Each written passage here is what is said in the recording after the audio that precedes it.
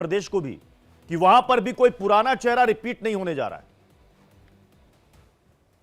देखिए, कल हम डिबेट में आपके साथ थे और मैंने कहा था बड़ी जिम्मेदारी से कि निश्चित तौर पे आपके ही माध्यम से जनता को पता चलेगा कि भारतीय जनता पार्टी का छत्तीसगढ़ का मुख्यमंत्री कौन है। और आपके माध्यम से आज जनता देख रही है कि एक आदिवासी, एक भारत का रहने वाला, एक सनातन को आगे बढ़ाने का कार्य करने वाला, प्रदेश को खुशहाली देने वाला, प्रदेश को समृद्धि देने वाला और जो भारतीय जनता पार्टी का पूर्णकालिक कार्यकर्ता रहा हो, 2020 में प्रदेश अध्यक्ष रहा हो, ऐसे नेता को भारतीय जनता पार्टी छत्तीसगढ़ की कमान सौंपती है। बहुत अच्छी बात है, स्वागत होना चाहिए। सर्वाधिक आदिवासी समाज छत्तीसगढ़ में रहता है। अगर आदिवासी का प्रतिनिधित्व तो भारतीय जनता पार्टी देने का कार्य कर रही है तो ये स्वागत योग्य कदम है। और आपके चैनल के माध्यम से मैं भी भूर प्रशंसा करता हूं अपने केंद्रीय नेतृत्व का, जिन चयन किए हुए मुख्यमंत्री का। निश्चित तौर पे भारतीय जनता पार्टी ऐसे कार्यों को लेकर जानी जाती है। अब दूसरा विषय आपका था, भारतीय जनता पार्टी वो अच्छे प्रयोग करती है, ऐसा प्रयोग करती है जो ऐसा नेता हो जो जनता के लिए कार्य करे, एक ऐसा नेता हो जो समाज में जिसकी स्वीकार्यता हो, जो सभी धर्मों का सम्मान करता हो, जो विकास का कार्य करता हो, जो भारत के सभी धर्मों को आगे लेकर चलता हो। तो निश्चित तौर पे भारतीय जनता पार्टी ऐसे प्रयोगों को करती है। और आप देखे होंगे कि भारतीय जनता पार्टी ने आज छत्तीसगढ़ में जो चेहरा दिया वो भारतीय जनता पार्टी के मूल कार्यकर्ता, जो एक कहा जाता है कि शुरू से कार्यकर्ता, उस कार्यकर्ता को मुख्यमंत्री बनाया जाता है। जबकि और पार्टियों में देख लीजिए, आप सीधे इटली से आए, लंदन से आए, दुबई से आए, कहीं से भी पढ़ के आए, कैसे भी आए, अगर उस पार्टी के सिर्फ नेतृत्व के लौटूंगा आपके पास पुत्र हैं। इस बीच मध्य प्रदेश में सीएम कौन होगा, इससे जुड़ी एक बड़ी खबर आ रही है। ओबीसी से हो सकता है नया सीएम, सूत्रों के हवाले से बड़ी खबर। 2 डिप्टी सीएम का फॉर्मूला यहां भी तय माना जा रहा है, जैसा हमने अभी छत्तीसगढ़ में देखा। आदिवासी समाज से एक डिप्टी सीएम हो सकता है। डिप्टी सीएम की रेस में तुलसी सिलावट का नाम आगे चल रहा है। दूसरे डिप्टी सीएम के तौर पर कहा जा रहा है कि कोई ब्राह्मण चेहरा हो सकता है, उसमें ऋति पाठक और वीडी शर्मा, ये 2 नाम चल रहे हैं। दोनों में से कोई एक नाम हो सकता है। हमारे साथ करिश्मा सचदेव हमारी सहयोगी इस पर जुड़ चुकी है। करिश्मा, क्या आ रही है अंदर खाने से खबर? छत्तीसगढ़ वाला फॉर्मूला यहां भी अपनाया जाएगा, 2 डिप्टी सीएम वाला? बिल्कुल प्रत्युष, और इस वक्त बीजेपी दफ्तर में ही हूं, तैयारी पूरी हो चुकी है। और जो हलचल, जो अंदर खाने से खबर निकलकर सामने आ रही है वो ये, छत्तीसगढ़ में तो आदिवासी, हम ये कह सकते हैं कि आदिवासी बहुल इलाका है और यही एक वजह कि आदिवासी चेहरे को प्रोजेक्ट किया गया। अब मध्य प्रदेश में ओबीसी चेहरा लाया जा सकता है क्योंकि ओबीसी वोट बैंक की बात करें तो 50 से 51% है। अब ऐसे में सीएम शिवराज सिंह चौहान का अगर रिप्लेसमेंट होता है, अगर ये कहे तो ओबीसी चेहरा जो है वो प्रहलाद पटेल और ज्योतिरादित्य सिंधिया है। और दूसरा जिसका आपने जिक्र किया कि डिप्टी सीएम का जो कल्चर, हालांकि मध्य प्रदेश में है नहीं, लेकिन अगर डिप्टी सीएम यहां पे लाया जा सकता है तो एक ब्राह्मण चेहरा होगा जिसमें ऋति पाठक, जो कि कहा जाता है कि केंद्र की पसंद है, और वीडी शर्मा जो कि इस वक्त बीजेपी के प्रदेश अध्यक्ष है, उनको मौका दिया जा सकता है। और ज्योतिरादित्य सिंधिया के खेमे से तुलसीराम सिलावट को भी यहाँ पे मौका दिया जा सकता है। लेकिन एक इंपॉर्टेंट बात यह है कि मध्य प्रदेश में 18 से 20 साल बाद पर्यवेक्षक आ रही हैं। इससे पहले अगर हम देखें तो उमा भारती के तौर पे, उमा भारती के दौर में आए थे, बाबूलाल गौर के दौर में आए थे। तो ऐसे में आप समझिए उस समय भी बदलाव हुआ था। तो क्या अब जो पर्यवेक्षक यहां पर पहुंच रहे हैं तो क्या ये बदलाव का संकेत है? हालांकि करिश्मा एक अपडेट और दे दीजिए, करिश्मा एक और अपडेट दे दीजिए। राजस्थान में विधायक दल की बैठक टल गई है, अब मंगलवार को होगी। क्या मध्य प्रदेश में कल होने वाली है या वो भी परसों के लिए टल गई?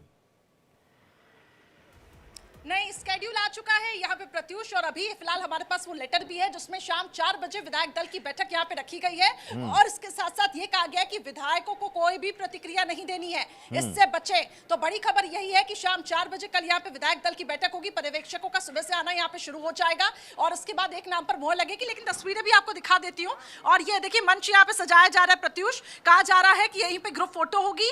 अंदर जो हॉल है जिसकी हमने कल भी तस्वीर दिखाई थी, उस हॉल में विधायक दल की बैठक होगी। लेकिन फिलहाल ये तस्वीरें देखिए, मंच यहाँ पे सजाया जा रहा है और अब यहीं से ही दरअसल कहा जा रहा है कि अनाउंसमेंट भी होगा। तो तैयारियां यहाँ पे पूरी हो चुकी है और इन तैयारियों से समझा जा सकता है, मंच तैयार है, कुर्सियां रेडी हैं, इससे समझा जा सकता है कि कल यहाँ पर तस्वीरें मध्य प्रदेश में स्पष्ट हो जाएगी। जी प्रत्युष। ठीक है, शुक्रिया करिश्मा हमारे साथ जुड़ने के लिए और इस अपडेट के लिए मैं अजय शुक्ला जी, मैं आपके पास आना चाहूंगा।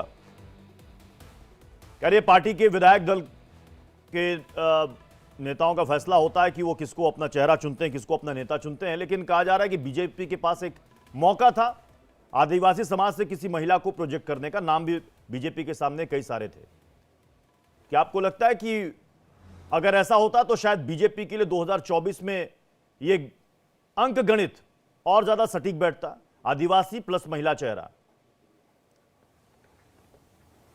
बिल्कुल सही कह रहे हैं प्रत्युष। यदि देखिए जो छत्तीसगढ़ का नतीजा आया है वो ये बताता है कि भारतीय जनता पार्टी को वहां पर जो जीत मिली है उसमें सबसे बड़ा योगदान आदिवासी समाज का है। लेकिन भारतीय जनता पार्टी ने वो मौका खो दिया। उन्होंने एक पूर्व केंद्रीय मंत्री को वहां का मुख्यमंत्री बनाया है। पूर्व केंद्रीय मंत्री को बनाने से होता यह है कि जो बाकी सब चीजें हैं उनको आपने इग्नोर कर दिया है। दूसरी चीज यह है कि आप डिप्टी सीएम भी बना सकते थे एक महिला को, वह भी आपने नहीं किया है। तो इस स्थिति में महिला का जो सम्मान की बात होती है, महिला को लेकर के तमाम सारी चीजें होती है और आदिवासी समाज में महिलाओं की बड़ा सम्मान होता है। ऐसी स्थिति में यदि आपने उसके बावजूद यदि मौका नहीं दिया तो एक अच्छा मौका आपने खोया है। और रही बात जब होती है कि आप पिछड़े वर्ग से कोई लेकर के आएंगे मुख्यमंत्री, तो साहब पहले भी शिवराज सिंह चौहान जो है पिछड़े वर्ग से ही आते थे।